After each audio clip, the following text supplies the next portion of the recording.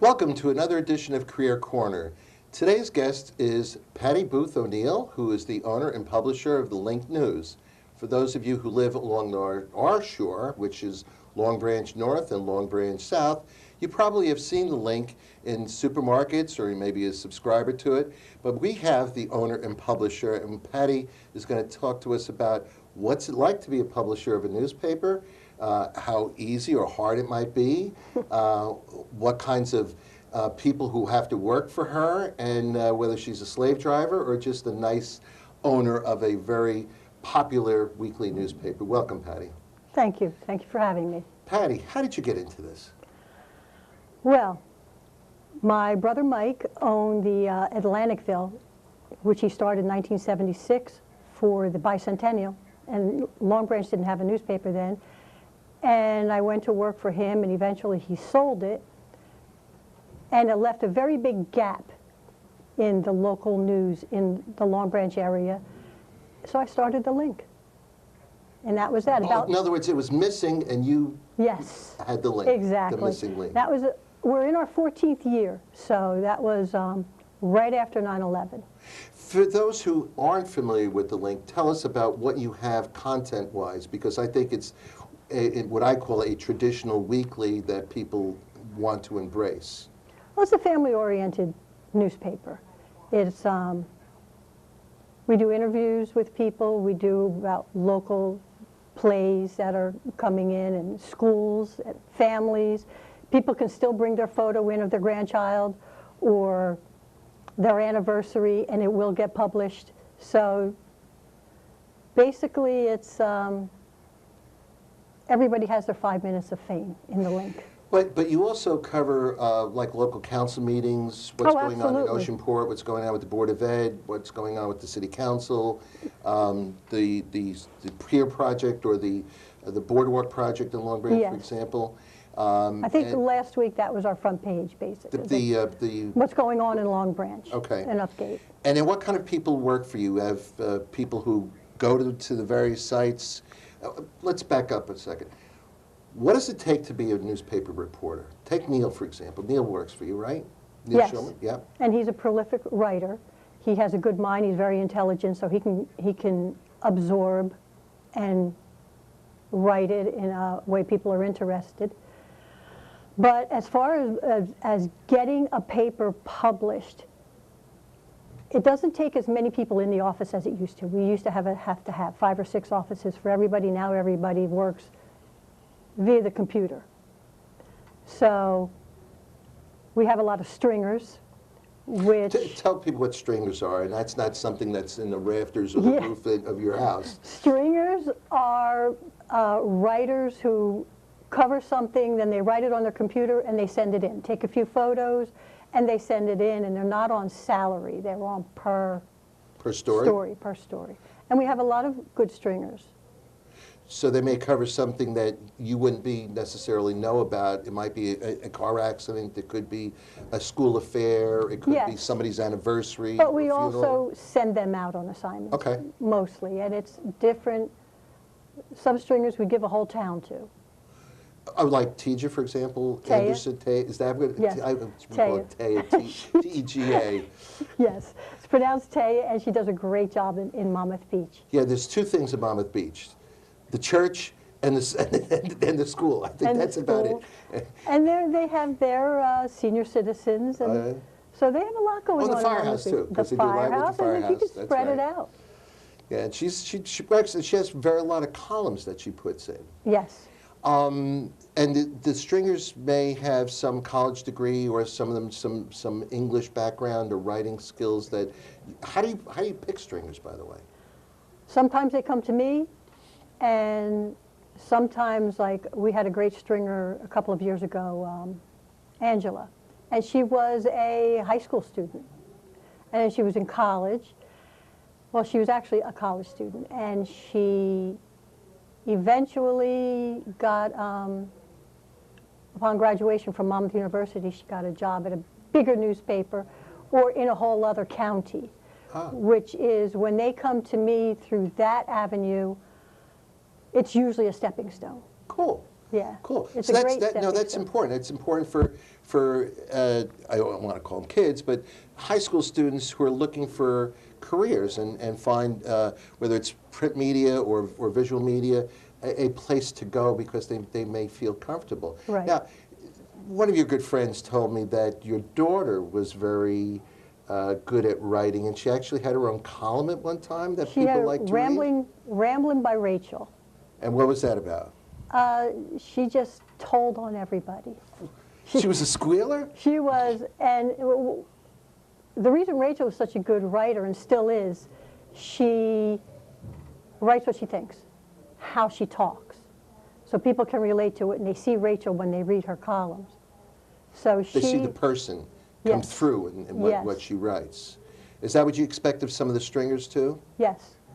Well, not so much, no, I'm sorry. Well, good, but some of them that I've seen before do have their own slants on certain things that they see, for example, which is all writers' prerogative, I guess. Well, yes, sometimes, but if you're covering a story, you want to really be 50-50, and you don't want to Half put right your and half opinion. wrong? 50-50, like whose side you're taking. Oh, okay. And you don't want to take Which to most sides. readers are half right and half wrong, Yes. right? Which, if you don't have half the people hating you half the time, you're not successful at this business. Controversy. Yes. And half the people loving you. So that's how it works out. So when you walk down the street, some people yell hi and some people say bye. Or throwing tomatoes at That's you. right. Oh, okay. As long as they're good, they're catchable. Yep, yep. So what kind of people work for you? I mean, you have your writers. We have the writers. We have a graphic artist, which is Martha. And Neil is our editor. He writes a lot of stories. And then we have the stringers. And we have your normal advertising salespeople. And a bookkeeper. That's kind of who is in the office at all the time, at all times. A bookie. A bookie. Bookkeeper. Yes. Okay, which has its own skills and skill levels Yes. that requires. Does the billing. Now, one of the things that I've noticed about the newspaper is, as you said, the Long Branch was missing it, and you seem to cover a variety of activities, but you have a pretty decent high school sports section. Yes. And that's what Walter does? Walter Yes. goes to almost every event available, it seems Well, sometimes. what his time allows him to do. But people like that. And then we have stringers also who cover sports. Skip, he'll send some stories in. So But my point, though, is that it becomes a real touchy-feely thing, that meaning that your stringers who produce these pictures or stories bring home something to the people who are involved. The Oh, yeah. kids who are into wrestling. For example, Adam Schneider's kid. There were a lot of things when the wrestlers were coming through. There was always some coverage that he was very Right. happy Yes. that his kids were there. I mean, her kids were Absolutely. good wrestlers to begin with. They wound up states, I believe, down in Oh, yeah. Atlantic City. But at any given week, you don't have any set stories that you pursue. It just life randomly occurs. yes, And then you just have a smell for news and go out and get it. hopefully. Hopefully. Sometimes it works out that way, which is fun. Fun. I enjoy covering things that, well, other people probably don't like to hear, but I loved covering Sandy. I was out in the middle of the little projections going into the middle of the ocean, which is normally way out there, and I'm taking pictures. All of a sudden, I got hit by a wave. So Sandy was unexpected in its level. You never expect it to be that bad. It was very bad. So it's not, but you also cover a lot of nonprofits work. And I mean, McDonald House, for example, you're always absolutely. big with them. You're always big with other nonprofits. I see that there are certain guest columnists, for example. You have those. That's a mutual kind of thing where you reached out or they reached out for you, or how did that work? Mostly they reach out. If somebody calls me and says, I would like to write a column, I say, okay, send me 15. Ah, Because a lot of people have a lot to say for the first 2 weeks. I And then see. all of a sudden they don't have any more to say. So you have to weed people out also. one of the things I think people find cute is that you also have a space, not every week, but you have spaces where you have the roaming photographer where you facing the question. you've interviewed somebody. Patty O'Neill, what do you think about the Yes. price of coffee today? Right. Okay. Facing the question. People love facing the question. Because then they get a picture in the paper too. Yes. It's a big hit. I think, didn't you do recently something about the Sandy aid, or sometimes it's a public question, or it Right. could be a touchy-feely question. Yeah, sometimes it's like frivolous. Like, Like, what would you do if you won the lottery? oh, I never dreamed of that. Chances are, Right. like the song, Everybody has an answer for that. everybody has an answer. One of the most fun to ask is, what famous person do you look like? Do you think look like? Well, a lot of people look like they're pets. How many times you see a dog in a person's face and you say, were they married? Were they meant for each other? Right. And that's your famous model or whatever. Let me ask you this. Do you find it extremely rewarding what you're doing? I love what I do. Do you? Yeah, I absolutely love what I do. Would you recommend that if someone wanted to do a weekly, they should go out into the wilderness and find a town that's really It's not thriving for easy. news? It's not easy, and it's not all the news. It's who is going to support you, who's going to advertise. If we don't have advertisers, we don't have a paper. So it's not all the news. Like, from a publisher's point of view, we're the reason it fails or flourishes. So from a small newspaper like mine, everybody who's there does a little bit of everything. So it's not an absolute. So even though you're the chief cook and bottle washer, Right. sometimes other people wash bottles and other people cook? Well, I wash most of the bottles. You do, okay. But that's but only I do- Rachel's house for the babies when you wash the No, milk, right? it's at the office. It's at the office. But, I do interviews with people. I write some stories. And sometimes I just get a bug. Somebody aggravates me. And I will have people say, well, you can't write something like that. You're a newspaper. I said, but it's my newspaper.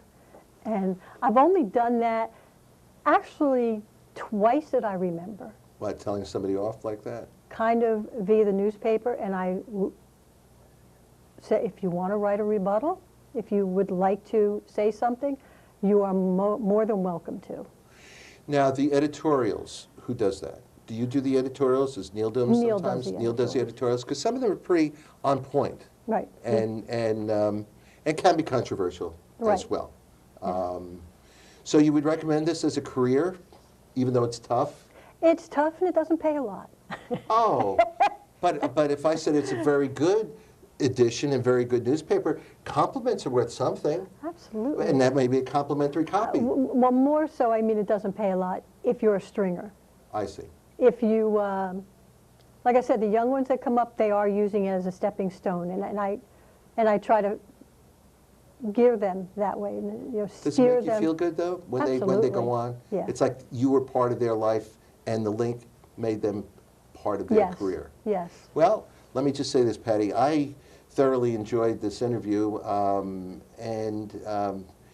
if someone were to come out of Monmouth University, I guess they would take a look at the link, which most of them probably take a look at now, and maybe want a career in journalism. It would be great. Okay. Take it from me. Living with a chronic disease is no easy task, but I learned to better manage my health condition, and you can too. Take Control of Your Health is the chronic disease self-management program created by Stanford University. This fun, innovative course is now offered to all county residents. Diabetes, arthritis, heart disease, cancer. Take Control of Your Health gives proven strategies to manage these conditions and reclaim your life. See how nutrition, exercise, and various mind techniques can help you overcome depression, increase energy, and manage pain. You'll not only get this book when you participate, you'll also receive the guidance and support of others living with a chronic illness, just like you. Take control of your health in 6 short sessions. Call the number on your screen to register or get further information at scannj.com. Brought to you by SCAN, Social Community Activities Network. with funding made available by the Monmouth County Office on Aging. Welcome back to Career Corner. On this segment of the show, we have Dr. Tyler Richards, who is a chiropractor, a doctor of chiropractic medicine. I, for one, in my family, we've been using chiropractors and been thrilled with the kind of care for close to 60 years, which probably is a lot longer than Tyler might be old. But I have to say it's interesting having been in his office and seeing that he graduated from the University of West Virginia about a year after my partner, and they didn't happen to know each other, but they knew all sorts of other people who were there. And one of my nephews is also a chiropractor up north. We're happy that he is in the profession. So, Dr. Richards, tell us, how do you get to where you are? Thanks for having me, Len. I appreciate the opportunity. How is pretty simple. I was in a horrific car accident. I was completely debilitated. I was sent home with some painkillers, muscle relaxers, and anti-inflammatories. How old were you then? 22. I just graduated from college. I was at a graduation party. And after 2 weeks or so, nothing had transpired, so we had gone in for an MRI. They noticed 2 herniated discs in my spine. Every time I turned my head to the left, there was an electrical sensation that shot down my left side. After the 2 weeks of taking the medications, we weren't going to the bathroom anymore. I wasn't getting out of bed. So, we decided to see the surgeon. And the surgeon showed me exactly what he wanted to do. He had this hardware that they actually put into your spine and fuse your spine together. I walked out of that appointment and said, "Mom, I don't know. This doesn't seem like such a good idea." For the rest of your life, having this in your back. Yeah. So, lo and behold, my sister had worked for a chiropractor at the time in Woodbridge, New Jersey. And I said, "How the heck is this guy going to help me twisting my head around?" Like most people do. I mean, most people are skeptical as to how the chiropractor can actually help. 6 adjustments into my treatment program, I was looking at schools down in Atlanta, Georgia. That's great. That's how it happened. So you went to college, and then after the accident, kind of was like karma, I guess. You now are into a new phase. I went to West Virginia, like you said, for exercise physiology. I knew I had to continue my education. I was planning on getting a doctorate in exercise physiology because I know the importance of physical exercise on the human body. And as fate has it, this accident transpired and turned into the best thing that's ever happened in my life. Well, I've seen and heard a number of your presentations, as well as I said, my family has believed in the chiropractic care mode for years and years. Tell us a little bit about the theories behind all that, and how chiropractic medicine can cure and heal and make people better. That's a great place to start. I believe that there's a missing link in our healthcare delivery system. We don't talk about health, so to speak. We always go to the doctor with a problem. We go with a high blood pressure. We go with a back problem, or we go with a neck problem, or we go, with some type of issue. It's a reactive system. Health is, if you look it up or you Google it, it's an optimal state of function, not merely the absence of disease or infirmary. It's a complete state of mental, physical, and social well-being. And I don't think that we talk enough about health as the entity as compared to the reactive sick care system that we have, where we wait for a problem and then react to it. We're not proactive, as I believe it's, profitability is not in the proactive side. Teaching people about how to take care of themselves it's where I come in. It's what I focus on and what I do. I teach people first about health, where it comes from, and then go from there. But I think, Tyler, Dr. Tyler, I call you Tyler because we know each other for a good number of years. I think what I'm seeing on the scene is that people are believing more and more what you're saying. In other words, taking a proactive approach to their weight, their health, what they eat, what they don't do. Absolutely. Like smoking and all that. You see it all over the place. Corporate wellness programs, this and that. So how chiropractic comes in is you know, people don't realize what dictates function in the body. So we know that the definition is function. The definition of health is function, and what dictates function in the body is the central nervous system. That's where the chiropractor fills in, is that the central nervous system controls and directs and coordinates all parts of the body. It controls your heart, your lungs, your liver, your kidneys, your neck pain, your low back pain, which most people think. When you get into a car accident and you have these herniated discs, your nervous system controls every cell in your body. And when that spine comes out of alignment, or you lack proper posture, so to say, your body becomes compromised. It starts to not adapt as well as it would. And the lack of adaptability is called symptomatology. Symptomatology is just an indication that your body is not functioning as the way it should, and it's not adapting properly to the stresses that you put it under. I'm smiling because you just reminded me of something that I experienced, believe it or not, some 35 years ago. I was working for an attorney. I was kind of out of law school, and he had a terrible chair that I had to sit in at the desk. And after a couple months, I said, man, my back is really out of whack. You know what I did? I walked over to the nearest chiropractor, who I knew. I walked right in, and he was a good friend of mine. In fact, a real good friend of mine was Speaker of the Assembly in '76, who believed in chiropractors and got the law passed to give the name doctor to chiropractic medicine to people like yourself. His name was Joe LaFonte, may he rest in peace. But he went to this one particular chiropractor. I went right there. He put me on the table. He says, you know, one foot's a little bit longer than the other. I didn't know that. He says, well, you're walking funny and doing this. And after one adjustment, Tyler, I couldn't believe how well I felt. And I said, bingo, thank the Lord. I actually went and did something smart and went right to the chiropractor. It's a very simple delivery system, you know, and I keep it very simple in the office. You know, a lot of times we get mixed up in our profession, so to speak, and we start to offer you know, nutrition, and we start to offer diathermy or electric stimulation or heat packs, all these therapies that aren't really addressing the basic fundamental underlying cause, which the chiropractor knows is the vertebral, the vertebrae of the spine, subluxate, or they come out of alignment. If you think of Christopher Reeves, Len, Christopher Reeves fell off of his horse. Oh, I know. He couldn't walk anymore, couldn't talk anymore, couldn't breathe on his own, needed a massage therapist to move his bowels, spent millions of dollars in rehabilitation, never came back. 6 to 9 months later, he's no longer with us. He displaced a vertebrae 1 centimeter, 1 centimeter. It was the first cervical vertebra of the spine. So that's why we focus. And where I keep my focus is on the vertebral column, because that's what dictates the function of the body. You still have to go to your medical doctor. You still have to go to your cardiologist. You still have to go to your orthopedist.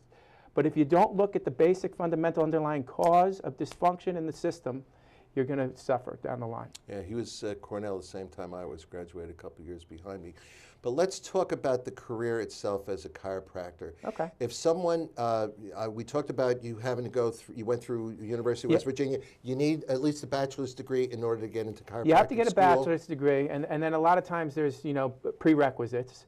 And then you go to a chiropractic school. Is there an exam that like an entrance, or is there an interview process? How do you wind up? How did you wind up in Atlanta, for example? Okay, so you send in an application, and if they accept you, they would accept you. And I ended up in Atlanta because at that time I was young, and I thought Atlanta would be a fun place to go. You know, and it was. It was really. It was a good city. And then chiropractic school is 4 years long, Okay. so it takes an extra 4 years after you get out of college. And then you're pretty much on your own. What do you expect? What kinds of things do they learn in chiropractic school that you certainly wouldn't have learned in your 4 years as getting your bachelor's? Okay, so that's a great question. It's kind of a pyramid. You start from the basic workings of the body, and then you funnel it down to more specifics. Like when the medical doctor goes into pharmaceuticals and surgery, the chiropractor would go into public health, nutrition, exercise, more proactive stances, and that's why, you know, we don't have a residency, so to speak. When you graduate from chiropractic school, you can go out on your own and practice. You can open your doors. What I did is I went into what was called an associateship. I worked under a doctor for about 8 months, and then But I had does it enough make of it. sense? I mean, nobody knows what to do when they first get out of anything. Yes, of course. It is, starting a business. It is a business. So you have to know some basic fundamentals of underlying that to open the doors. Get the front desk in place. Get. So you get but you also have people going in there who are in sad condition, and people coming out saying thank you. Isn't that part of the real That's rewards? That's the most rewarding part of what I do. Getting paid also helps, right? Of course, but I've never had a problem getting paid in 15 years. So it just takes your dedication, your love, your commitment to somebody, and they're going to send their friends. Well, I know a number of people who love you and like, and for us, we're only 2 blocks away from your place, so it's good for us. In terms of the grueling part of actually going to chiropractic school, where was it something that you found there was a lot of studying, there was a lot of doing manipulations, in other words, on hands kind of things? Good question. It is lots of study. It takes a lot of time. For me, it takes a lot of time to get the grades that are necessary. When you finish chiropractic school, there's a national examination. There's 4 parts to the national examination, and then there's also a state board, wherever you want to practice. So you take these 4 parts, you have to get through those, and then whichever state you want to, you go and take this state examination. I believe, though, that now a lot of these states accept the 4th part of the national boards as their state requirement. I believe, but I think I was on the cusp of that, so I'm not too sure on that. Because isn't chiropractic care somewhat universal? I mean, as from my perspective, there's always the what does this region do versus what does this region do, as opposed to, from my understanding, I mean, your type of care, what you do, and my godchild, my nephew does, is kind of universal in terms of your approach to people. If we look at what the chiropractic profession was set up and designed to do, and it was designed to correct the vertebral subluxation that limits function in the body, limits the adaptability, which is the definition of health. A lot of times, we can add in certain things along the way, and that's where a lot of times the confusion comes in the public, in people looking into the career, because there's so much that now you have a license, you can do acupuncture if you go to acupuncture school, you can do nutrition, you can do all kinds of therapies in the office, and a lot of times people don't get the basic fundamental of what chiropractic actually is. And that's where, we a lot of times get stalled as a profession, because, it depends if you go into one office, you can get something, you go into another office, you can get something else, another office and get something else. I keep it very simple, straightforward, what chiropractic is and isn't, and then let the people decide if they want the care that I provide. Would you recommend it to people if they're looking, high school students, or even people in college who, we have wonderful colleges here, as a career and a profession that's rewarding personally, like a personal development? This is a very short interview, so I'm going to keep it very simple. It's absolutely rewarding. It's the most. Every day I wake up and look forward going to the office. I work for myself. I set my hours. I bring my kids to the office. I just got a new dog that's going to be my therapy dog that's coming to the office. It's just, I couldn't imagine any other way. As personally, I don't think I'd be able to work for anybody else. Well, let me just say this. Knowing you, I don't know if I've ever seen you on a grumpy day, or at least you keep it to yourself. And you know that there's a personal challenge in my life right now that we're facing. That's not easy to overcome. But I mean, as far as rewarding and giving back and loving and serving people, I can't think of another way except being a preacher. Well, I want to thank you, Tyler. I think the public is happy to hear you. Thanks.